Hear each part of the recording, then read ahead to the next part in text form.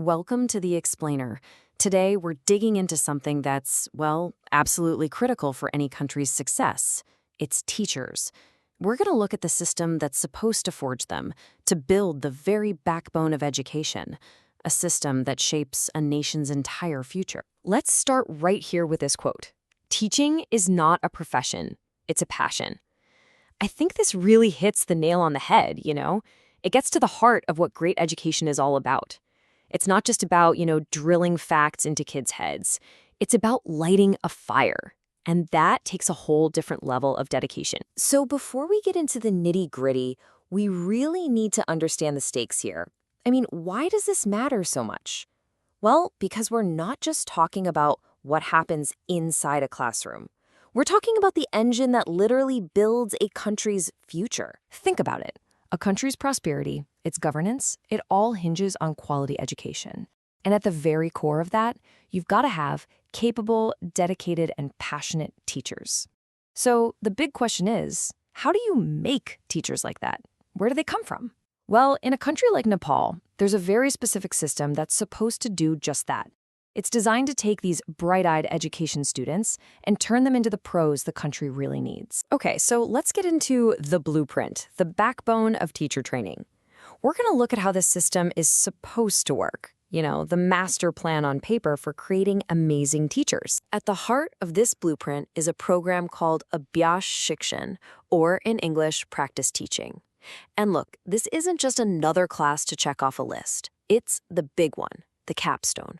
It's designed to be the backbone of creating a teacher, the moment where all that theory you learned is supposed to finally meet the real world. So how's it supposed to work? It's a two-step process, really. Simple, but pretty smart. First, you've got micro-teaching, which happens right on campus. Then you move on to school teaching, which is the real deal, out in the field. The whole idea is to let you build your skills in a safe environment first, before you're, standing in front of 30 kids. And here's a closer look at how that breaks down. The first phase, that micro-teaching, lasts for about 2 weeks. This is your training ground. You're planning lessons. You're teaching your own classmates. You're getting feedback, creating materials. It's all practice. Then, and only then, do you head out for the 6-week school teaching phase. That's when you're in a real classroom, managing students, assessing them, the whole shebang. And get this, 25. That's the minimum number of lesson plans a student teacher has to create and actually teach in a real school during that 6-week placement. So we're not talking about theory anymore, right? This is supposed to be a seriously rigorous hands-on apprenticeship. It's meant to build real skills and confidence. So you've got this powerful blueprint on paper. It looks great, it makes sense, but is it actually being followed? And that right there is the million-dollar question. Because the answer, well, it uncovers a pretty big problem. All right, let's get into the reality check, a system in crisis. Because what's happening on the ground, according to the source material, is a world away from that perfect blueprint. This is where things start to fall apart, where that strong backbone starts to crack. Just look at this comparison. On one side, you have the ideal, the backbone of teacher creation. On the other, the reality. It's become just a formality, something to get through. What was supposed to be a transformative, hands-on experience has, according to the source, been weakened by pure negligence. And the result? It's spitting out teachers who haven't gotten the feedback or support they desperately need. So what's causing this breakdown? Well, the source points to a whole bunch of systemic failures. You've got political interference messing with universities. You've got appointments being made based on who you know, not what you know. Supervision of these student teachers, it's either super lax or just doesn't happen at all. And on top of all that, there's just this general indifference from officials. The whole system of accountability just seems to have crumbled. And that's the real kicker here. This isn't just some small bureaucratic hiccup. It's a fundamental failure of accountability. When the rules are ignored and the people in charge just don't seem to care, the entire reason for this program's existence, to create skilled, passionate teachers, it just evaporates. Okay, so it sounds pretty bleak, but acknowledging the problem is half the battle, right? So what can be done? Let's talk solutions. The source lays out a pretty clear path for how to reform this and get it back on track. And these aren't just, wishy-washy ideas. They're 4 concrete steps to rebuild this backbone. Step 1, enforce accountability. Make it crystal clear who is responsible for what.